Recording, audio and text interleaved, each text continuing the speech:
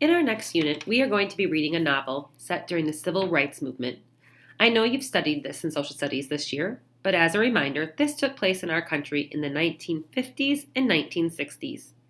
It's referred to as the Civil Rights Movement because it was a time when Black Americans were fighting for their basic rights as U.S. citizens. But before we can understand the Civil Rights Movement, it's important to understand what led up to it. It didn't just happen out of the blue. In fact, we have to go back 500 years to where it all started. This is when slavery began in the New World in 1517. The United States wasn't even a country yet. It was actually the Spaniards who began importing slaves from Africa to replace Indians who died from harsh working conditions and exposure to disease. This went on for 300 years. In all, 12 million black slaves were shipped from Africa to America from the 1500s to the mid-1800s. To put that number in perspective, that's more people that now live in Iowa, South Dakota, Minnesota, Nebraska, and North Dakota combined. In 1776, as you probably know, the United States was formed. Slavery had been a part of life for hundreds of years by then. Why didn't the black slaves fight back, you ask? They tried. In 1800, the first slave rebellion took place. The slaves failed, and 35 were hung. I bet you heard of the woman on the right here. Her name is Harriet Tubman. 50 years after that first rebellion, she started something called the Underground Railroad. It wasn't really a railroad at all, but a path with houses that slaves could hide out on their way to the north where slaves were free. She was an example of someone who was willing to take a stand, and she and others started to change history. Sometimes, when you are fighting for something you believe in, there are bumps in the road. In 1957, the U.S. Supreme Court ruled in a case making slavery legal in all U.S. territories. And they ruled that black Americans would not be considered U.S. citizens. Some citizens in the U.S. celebrated, while some were furious.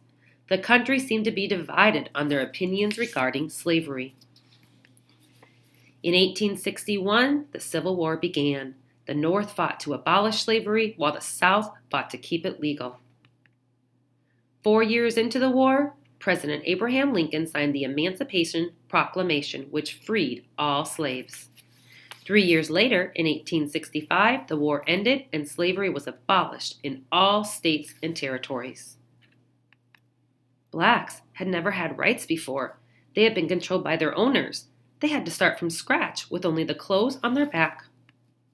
So, from 1865 to 1940, they worked hard building communities, starting churches, schools, and colleges.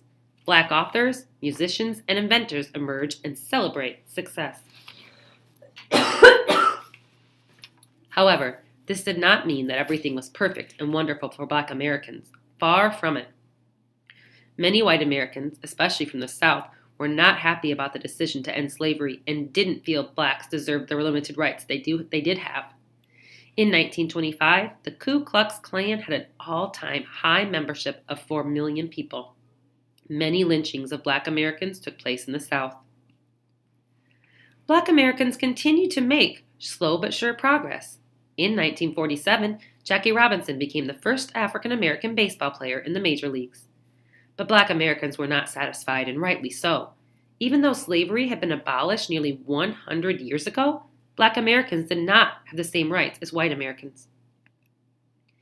In 1955, the era called the Civil Rights Movement began.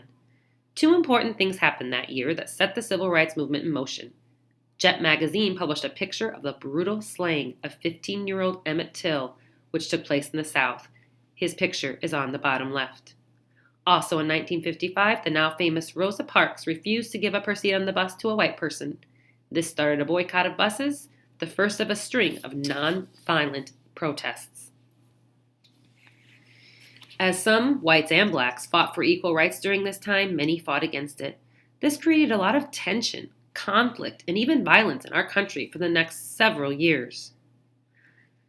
I would now like to ask for your help in creating a timeline of events of the Civil Rights Movement, just as I created one here. Each of you have been assigned a significant event or person to research during the Civil Rights period. You will be researching by watching videos and reading articles online. Then, in your own words, share a few important facts about that person or event. Find an appropriate picture and add that to the document. The teachers will be collecting these to make one large timeline that will be shared with the class. You can find the specific directions to this assignment on the Civil Rights Blend Space page. Thanks for listening and watching.